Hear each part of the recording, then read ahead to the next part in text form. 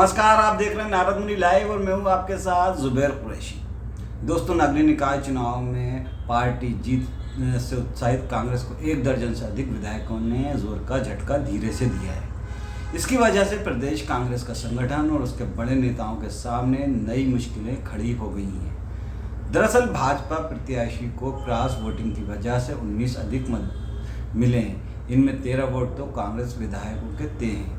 इसके अलावा 5 मत निरस्त हुए हैं, वे भी कांग्रेस के खाते के ही बताए जा रहे हैं। अब इन विधायकों की तलाश करने के साथ ही उनके खिलाफ कार्रवाई करने की मांग पार्टी के अंदर से उतनी तेज हो गई है। इसकी वजह से एक बार फिर प्रदेश में कमलनाथ को बड़ा झटका लगा है। कांग्रेस विधायकों द्वारा पार्टी लाइन से हटकर राष्ट्रपति के चुनाव में मतदान किए जाने की वजह से एक बार फिर कमलनाथ के प्रबंधन पर सवाल खड़े होने लगे हैं। उन्हें मास्टरमाइंड कहा जाता था, लेकिन उनकी मास्टरमाइंडशिप कहीं नजर नहीं आ रही है। इसकी वजह सरकार में होने के बाद भी पार्टी के विधायकों द्वारा पहले एक साथ बगावत कर भाजपा का दामन थाम लेना, इसके बाद भी कांग्रेस विधायकों का एक के बाद एक भाजपा में जाना लगा रहा है। हद तो ये हो गई है कि राष्ट्रपति चुनाव में भी पार्टी के कई विधायकों ने एक साथ कमलनाथ को गच्चा दे दिया।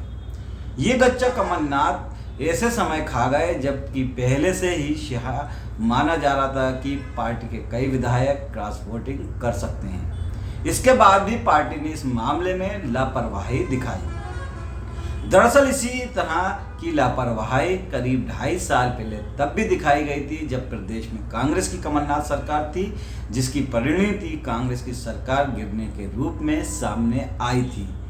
सरकार गिरने के बाद भी संगठन ने सबक नहीं लिया और उसी तरह की कार्यशैली आज भी जारी है। खास बात यह है कि अब तक जो कयास लगाए जा रहे हैं उनमें कहा जा रहा है कि द्रौपदी मुर्मू का समर्थन करने वालों में कांग्रेस के आदिवासी विधायकों के अलावा कुछ सामान्य वर्ग के विधायक भी शामिल हैं।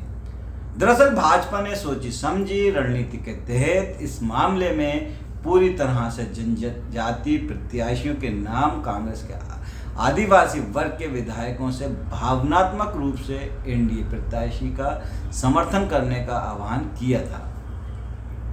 इस बीच भाजपा नेताओं द्वारा कांग्रेस के कुछ आदिवासी विधायकों से मेल मुलाकात करने की भी खबरें लगातार आई थी और खबरें सुर्खियां भी बनी थी। यही नहीं, भोपाल में यूपीए के राष्ट्रपति उम्मीदवार यशवंत सिन्हा व कमलनाथ के सामने बैठक में खुद कांग्रेस विधायक उमंग सिंगार ने तो यहाँ तक आरोप लगाया था कि उन्हें भाजपा ने क्रॉस वोटिंग के लिए 50 लाख रुपए ऑफर किए हैं। कांग्रेस नेताओं का कहना है कि पार्टी को इक्का दुक्का विधायकों पर शक था, लेकिन इस बात का अंदाजा नहीं था कि इतनी बड़ी तादाद में विधायक क्रॉस वोटिंग करेंगे। क्रॉस वोटिंग का खुलासा होने के बाद अब पार्टी के अंदर से ही ऐसे विधायकों के खिलाफ सख्त कार्रवाई की मांग की जाने लगी है। इस मामले में पूर्व मंत्री ने और अभी नेता जो हैं मुकेश नायक का तो यहाँ तक कहना है कि क्रॉस वोटिंग करने वाले विधायक आस्तीन के सांप हैं, उनको चिन्हित कर पार्टी से बाहर करना चाहिए। उनका आरोप है कि क्रॉस वोटिंग के लिए पैसों का बड़ा खेल हुआ है। उन्होंने कहा कि जिन विधायकों ने घात लगाकर पार्टी के साथ धोखा किया है उनको भी किसी भी हाल में बख्शा नहीं जाना चाहिए। कांग्रेस के 29 हैं आदिवासी विधायक, जो कांग्रेस के विधायक हैं उनकी तादाद 29 है।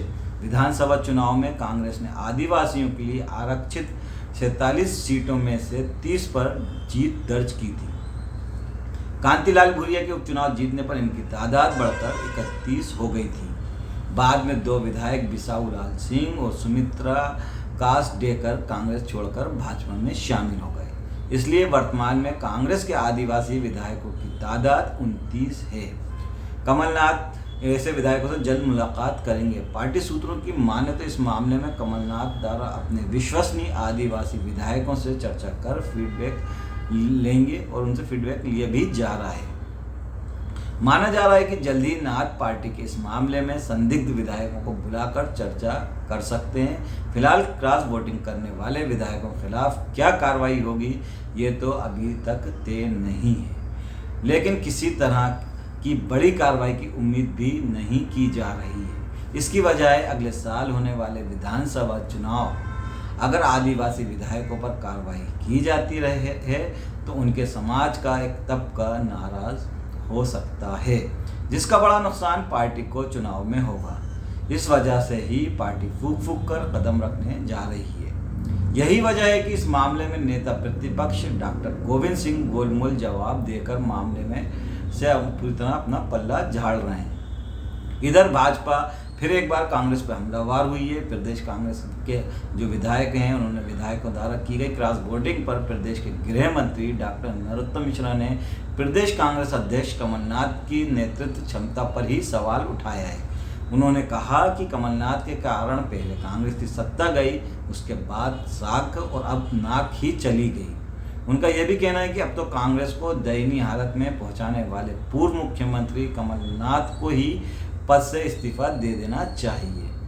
गृह मंत्री नरोत्तम मिश्रा ने कहा कि इससे अधिक हास्यास्पद क्या होगा कि इतनी दयनीय हालत में भी कांग्रेस प्रदेश में अगली बार सरकार बनाने का दावा कर रही है। वर्तमान हालत देखकर ऐसा लग रहा है कि 2023 तक कांग्रेस शायद ही बचे।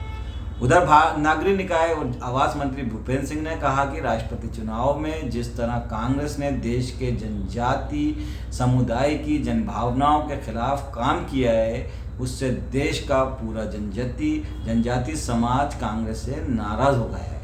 उसकी इस नाराजगी से कांग्रेस का आने वाले चुनाव में कांग्रेस को भारी नुकसान उठाना पड़ेगा। उन्होंने कहा कि कांग्रेस ने 50 साल तक जनजाति समाज का मात्र अपना वोट बैंक समझा और उनके हितों व भावनाओं का शोषण किया। कांग्रेस ने जनजाति महिला का राष्ट्रपति चुनाव में जिस तरह विरोध किया, उससे कांग्रेस की नीयत साफ हो गई है। मध्य प्रदेश में विपक्ष की क्रॉस वोटिंग पर उन्होंने कहा कि विपक्षी एकता पूरी तरह खंडित होकर सामने आ गई है। बहरहाल दोस्तों, आपको ये खबर कैसी लगी? अब मैं अपनी राय कमेंट करके ज़रूर बताएं। खबर पसंद आए तो उसे लाइक करें, शेयर करें।